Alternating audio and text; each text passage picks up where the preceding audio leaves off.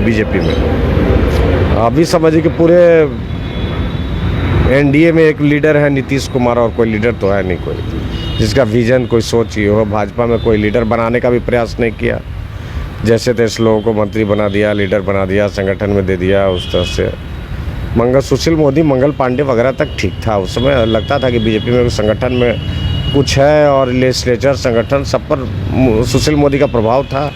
और एक लोग कोई प्रॉब्लम होता था, लोग सुशील मोदी के पास जाते थे, ये करते थे, लगता था कि कोई बात सुनने वाला। आज तो कुछ नहीं है, जीरो है एकदम। आज के वाले नहीं, कुछ के न कोई नेता सुनने वाला है, ना नेता का कोई चलता बनता है कुछ। सर क्या लगता है प्रदेश नेतृत्व तो बड़ा कारण है क्या? इसमें बदलाव की जरूरत है क्या? और सब चीज़ में बदलाव की ज़रूरत है यहाँ। ये करके गलत लोग, नरेंद्र मोदी और अमित शाह जी या नड्डा साहब विश्वास करके लोगों को भेजे यहाँ संगठन बनाने के लिए, मंत्रिमंडल बनाने के लिए, लेकिन सब अपने नेता लोग वेस्टेड इंटरेस्ट में गलत अपना काम किए। कोई सही लोगों का चुनाव नहीं हुआ, इसलिए पार्टी की आज ये दुर्गति है। और अपर कास्ट में भी काफ़ी नाराज़गी है, अपर कास्ट में भी कोई लीडरशिप नहीं है, कोई पूछने वाला किसी को नहीं है। तो इसका अगर नहीं ये करेंगे तो इसका प्रभाव, हमको डर है कि इसका प्रभाव 24 के इलेक्शन में पड़ जाएगा बहुत। बदलाव हुआ तो पार्टी फिर से मजबूत होगी। हाँ, निश्चित रूप से बदलाव होगा। अच्छे लोग आएंगे संगठन में, मंत्रिमंडल में, सब में अच्छे लोग आएंगे, मजबूत लोग आएंगे, तो निश्चित रूप से फर्क पड़ेगा। तो प्रदेश नेतृत्व वो तो केंद्रीय नेतृत्व, वो हम नहीं बोल सकते हैं। किसको भेजना है, किसके हाथ में देना है, वो हम नहीं बोल सकते हैं। वो केंद्रीय नेतृत्व भी करेगी, लेकिन आज का नेतृत्व जो बिहार का नेतृत्व है, इसके बारे में केंद्रीय नेतृत्व को सोचना चाहिए। नमस्कार, मैं हूं नयन और आप देख रहे हैं मौर्य न्यूज़ 18। तो आज एक बहुत बड़ा राजनीतिक बवाल एक तरह से कहिए खड़ा हो गया है, और खड़ा करने वाले कोई और नहीं है, भाजपा के ही विधायक हैं। और ज्ञानेंद्र सिंह ज्ञानू आप जानते होंगे, काफ़ी खिसियाए रहते अपनी पार्टी से, और वो खिसियानी बिल्ली खम्मा नोचे वाली स्थिति उनकी बनी हुई है। और अभी जो बयान आया है उनका, उसको लेके भाजपा तो निश्चित गर्म होगी, लेकिन और भी लोग बहुत उसका मज़ा उठा रहे हैं और कह रहे हैं कि भ्रष्ट है भाजपा के सारे मंत्री। वो मंत्री को कह रहे हैं कि तमाम मंत्री भ्रष्ट हैं और भाजपा के हैं।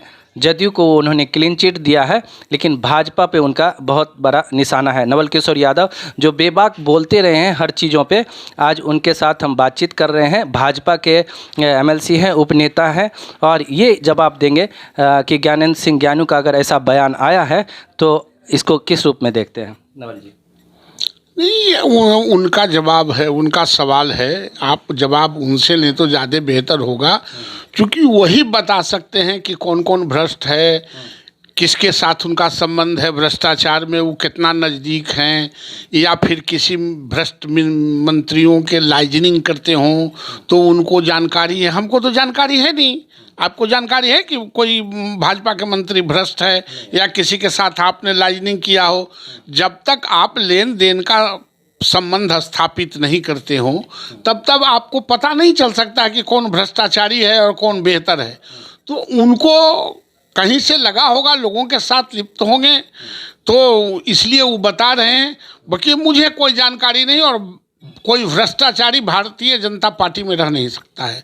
भारतीय जनता पार्टी विचारों की पार्टी है, ये नेशनलिस्टों की पार्टी है, राज्य के लिए जीती है, विचारों के लिए जीती है, परंपराओं के लिए जीती है, देश के लिए जीता है और देश के सवालों पर जनता के लिए जीता है। ये भ्रष्टाचारियों का और परिवारवादियों का जमात नहीं है। ये निश्चित रूप से ये विचारों की पार्टी है। और इससे बेहतर जो इस तरह के सवाल कर रहे हैं कि भारतीय जनता पार्टी के मिनिस्टर भ्रष्टाचारी हैं, उनसे जाके पूछिए कि आप इतना नज़दीक से लोगों को भ्रष्टाचार करते, रिश्वत लेते, आपको कैसे पता चला? आपको कोई खबर करता है? मिनिस्टर जो घूस लेता है वो आपको खबर करता है या आप घूस पहुंचवाते हैं? दो ही ना बात हो सकता है, या तो घूस लेने वाला उनको कहे या घूस लेने वाले के साथ ही संलिप्त हूँ। तीसरा आदमी को तो पता चलता नहीं है, इसलिए वही बेहतर बता सकते। ये याद आ रही है शत्रुघ्न सिन्हा की, वो भी इसी तरह से पार्टी में रह के उल्टी सीधी हरकत करते थे और बयान देते थे, लेकिन भाजपा बहुत संयम से उस चीज़ों को भी निपटी। ये इसको कैसे निपटेंगे ज्ञानेंद्र जी? नहीं, भारतीय जनता पार्टी एक समुद्र है, इसमें तरह तरह की प्राणियां रहते हैं और किसी को अवहेलना नहीं करता है। सिर्फ मछलियाँ नहीं रहती, इसमें घड़ियाल भी रहते हैं। इसमें सोच भी रहते हैं, इसमें आदमी भी तैराकी करता है, इसमें पनडुब्बी भी गोता लगाने में भी लगाते हैं। सबको समान रूप से अंगीकार करती है सागर। उसी तरह भारतीय जनता पार्टी भी सागर है, ये अंगीकार करती है। और एक बात जान लीजिए कि कुछ लोगों को गलतफहमी हो जाता है पार्टियों के बारे में और विचारों के बारे में। जैसे सागर के किनारे आप एक बार खड़ा होकर सागर को देख लिए तो उसकी गहराई का आकलन नहीं कर सकता। गहराई को आकलन करने के लिए बीच में जाके डूबना पड़ता है, और जो डूबे नहीं हैं वो पार्टियों के आकलन कर लेते हैं, पार्टियों का विचारों का आकलन कर लेते हैं। ये बड़ी भूल होगी उनकी। नहीं, ऐसा तो नहीं है कि पहले जदयू में रहे हैं और जदयू अंदर से उनको फूंक रही है कि कुछ करो। किसी के फूंकने से कोई कुछ नहीं होता है। जब जदयू में थे तो जदयू से ना आए थे। हाँ, फूंकने से क्या होगा? ये तो इंडिपेंडेंट विचारधारा है कि हम कहाँ रहेंगे नहीं रहेंगे। ये राजनीति में कोई किसी का बंधुआ मजदूर नहीं है, इसलिए वो स्वतंत्र हैं। इस पर किसी को हस्तक्षेप करने की ज़रूरत नहीं है। लेकिन इस तरह की बातों से तो आप भाजपा से हैं तो तकलीफ तो होती होगी, क्योंकि इस तरह की कोई बात कहने से पहले, सार्वजनिक करने से पहले एक तो पार्टी में रखी जानी चाहिए थी। निश्चित रूप से पार्टी में रखी जानी चाहिए थी, रखना ही चाहिए। लेकिन तकलीफ इसलिए नहीं होता है कि कोई बाहर के लोग अगर कहते तो तकलीफ होता। घर के लोग ही घर में अगर कोई आग लगाना चाहते हैं तो कभी कभी आप जानते हैं कि जिस दीपक से घर में रोशनी हो और उसी से आग लगने का डर हो तो उस दीपक को बुझा भी दिए जाते हैं। घर के लोग इतना समझदार होते हैं। एक्शन तो हमको लगता है कि होना ही चाहिए या होगा ही, कुछ न कुछ तो पार्टी विचार करेगी, क्योंकि भाजपा में इस तरह से वो कर रहे हैं तो कहीं न कहीं जनता को लगता होगा कि ये सब क्या हो रहा है भाजपा के अंदर, क्योंकि भाजपा बहुत अनुशासित तरीके से कार्यक्रमों को करती रही है।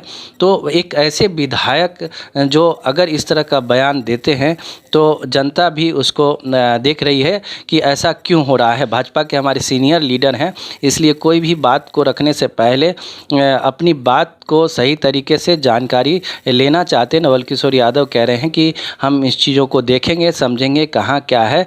और हम ये एक चीज़ कहना चाहते हैं, क्योंकि आप पटना से चुनाव, आपका जो शिक्षक निर्वाचन क्षेत्र रहा है उनका भी पटना ज़िला में ही रहा। आप लोग को उनकी दोस्ती भी हमने देखी है कि मिलना जुलना और अच्छे संबंध रहे हैं। आपको लगता है कि ज्ञानंद सिंह ज्ञानू इस स्वभाव के हैं? नहीं, बात स्वभाव का नहीं है। बात समय समय पर आदमी की प्रतिक्रियाएं बदलती है, विचार बदलता है, रूपांतरण होता है, कभी कभी पीड़ा होता है। आदमी परेशान अपने देख के कम है, दूसरा को देख के ज़्यादा है। अपने कष्ट से उतना कष्ट में नहीं है जितना दूसरा को सुख देख के आदमी कष्ट में है। हम इसलिए परेशान नहीं हैं कि हम विधायक हैं और हमको कोई दिक्कत है। हम इसलिए परेशान हैं कि दूसरा कोई मिनिस्टर बन गया और हम विधायक हैं, ये हम पचा नहीं पा रहे हैं। ये पचा नहीं पा रहे आप।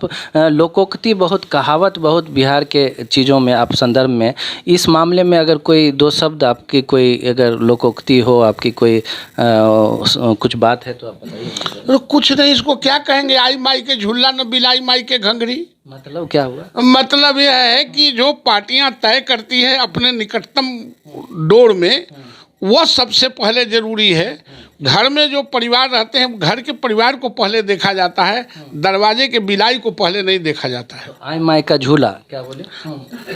अब हो गया आई माई के झूला न बिलाई माई के घंघरी। तो ये देखिए, ये भी हम लोगों की जो कहते हैं कि बिहार में कई अब नेता कहाँ मिलते हैं जो सटायर देते हैं। पहले के नेता कुछ न कुछ कमेंट इस तरह का किया करते थे जिससे हर कोई को जानकारी भी मिलती थी कि इस पे कुछ बोला जाता। तो एक अपने अंदाज के शुरू से नवल किशोर यादव रहे हैं। तो एक बुरी खबर ज़रूर है भाजपा के खेमे से, इसका आनंद आरजेडी तो उठाएगी, विपक्ष के तमाम लोग उठाएंगे, लेकिन देखना होगा कि क्या एक्शन होता है और इसका क्या रिएक्शन होता है। तो आपका बहुत बहुत धन्यवाद। आपको भी बहुत बहुत धन्यवाद, बधाई। Thank you.